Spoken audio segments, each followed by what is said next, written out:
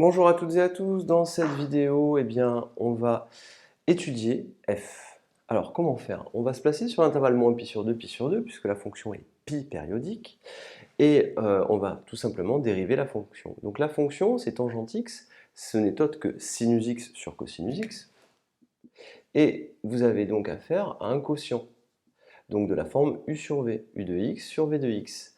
Je vais calculer u de x, sinus x, v de x, c'est cosinus x, u' de x, la dérivée de sinus, c'est cosinus. La dérivée de cosinus, c'est moins sinus.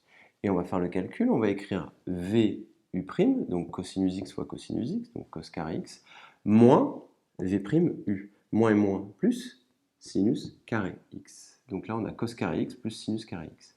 Vous connaissez vos formules de trigonométrie, il faut vraiment les connaître. Cos carré x plus sinus carré x, ça fait 1, divisé par cos carré x. Pour rappel, pour ceux qui ne se souviennent plus, pourquoi cos carré x plus sinus carré x ça fait 1, quand ici vous vous placez là, là vous lisez le cosinus de x, ici vous lisez le sinus de x, et la longueur qui est là, en fait ce n'est autre que sinus x, et donc vous avez affaire à un triangle rectangle, et par Pythagore, cos carré x plus sinus carré x, ça fait 1 au carré, parce que ce cercle, il a pour rayon 1. Donc là, triangle rectangle, sinus carré plus cos carré, ça fait 1 au carré, tout simplement.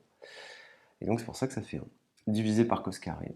Notre dérivée, elle est de quel signe? Eh bien, elle est strictement positive. 1 sur cos carré, c'est strictement positif. Je l'ai écrit ici.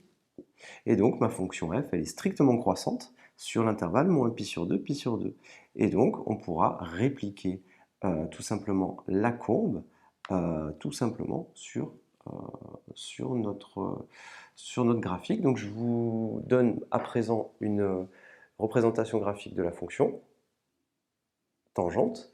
Et vous voyez bien qu'en moins pi sur 2 et en pi sur 2, elle n'est pas définie. Et puis vous voyez bien la périodicité, vous voyez que le tracé se répète à chaque fois. Alors, est-ce qu'on aurait pu l'étudier sur 0 pi sur 2? La réponse est oui, parce que notre fonction, elle est impaire.